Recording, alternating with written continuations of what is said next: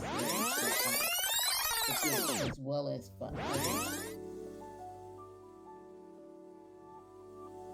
Let's get on into it. What are boundaries? Boundaries are limits. They serve as kind of a way of protecting ourselves and others. They help to keep us accountable as well as keep others accountable. And they also help us to grow. They help us to be able to recognize when like things are not what they should be or what they need to be for us in order for us to thrive and live our best lives. So, again, they absolutely are necessary for us, again, as well as for others, for us to have the best relationships. And that's what really this life is about. It's about relationships. I like this. The piece you said of helps us to recognize. To be able to recognize, we got to be honest with ourselves, right? I'm really big on emotional intelligence, of us being aware of our emotions. Yes. Because if we're not aware of our emotions, it goes back to that part of controlling, right? Because I mean, the lack of boundaries, causes people to disrespect us. So it's not until we realize that we're being disrespected that, like, wait a minute, what? But it was a buildup that was happening before we really went off. Right. So really finding out what our triggers are, what our cues are, to let us know when something's off kilter, so that we can recognize, one, that boundary need to come in place. That we put all a limit, a line. As a kid, was like, you cross this line, you gonna see what it's about, right? Yes. But there's sometimes that we could have said some things a couple of times before we had to get that far. Right. And the hope is that we did get a chance to do that. Right. Because then when we say you cross this line, you're going to see what it's going to say. Okay, you can meet me in the parking lot. But the hope is that, again, with that, and the hope is that we're communicating. Yes. That part. Communicating. Why is... How do I let somebody know I have a boundary? I have to communicate. Let's talk about that. Because I can have a boundary all day. I can say... you don't have a boundary. If somebody knows you have a boundary, then you don't have a boundary. Oh, so somebody has to know I have the boundary. Yes, they do. Somebody has to know that I don't like them chewing with their mouth open in front of me, to know that it's going to cause me to be like, stop that, right? Oh, I got to tell them. Right. Oh, yeah, because that mind reading thing doesn't really work. What? Right now, you can read my mind. Let's try it right here. Come on. What am I thinking? Jen, we've known each other for a long time, too. But, nope.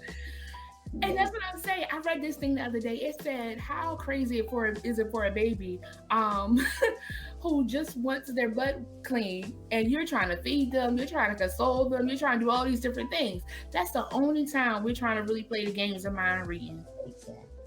But as a child, even you grow up from that stage to be able to communicate. Yeah. Even our children that are on a spectrum, even our children that are nonverbal, they learn ways to be able to communicate, like, I don't like that. Absolutely. But I gotta communicate that. It is a good question, and it's difficult. So people who don't have the emotional intelligence where you can, articulate it verbally, here you go. You gotta show them. You gotta. We all got caller ID on these things. If that person is blowing up your phone, and you don't answer, you don't respond, or you block them, or you do whatever you need to do to protect your peace. Again, if you can't have that conversation, if you can't articulate it verbally, then your actions have to show it. If it's, okay, we can go out and I'm only available till X time, and that time come and you say, okay, I'm ready to go, and they're like, well, no, I thought we was going. No, I made you aware that this is my cutoff time. So I'm going to have to see you later, and you go about your way. Our actions are just as important in terms of articulating what boundaries need to look like. It's not just about what we say, it's also about what we do, how we interact. Again, going back to what we were talking about earlier about sharing. Well, then if this is somebody who could potentially not get it and violate boundaries, then you don't share.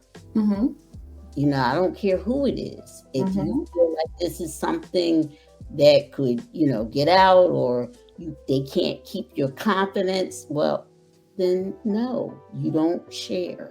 And it can be somebody that you're close to, but you have to be able to read the room.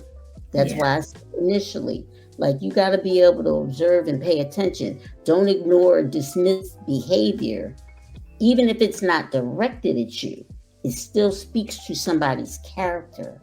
You see them treating someone else a way that makes you uncomfortable. Friends, another part of that is being consistent. Absolutely. Because if they lack emotional intelligence, they don't pick up on social cues. We want to be consistent. Absolutely. Because the moment we slip up, got them. And I think we'll keep on doing it. So we have to be firm, like we said, and being consistent. Like, no, this is what it is. Right. Because we teach others how to treat us. Absolutely. What we allow, what we don't allow. So in that being consistent, being patient, because sometimes it takes them a little time to get there.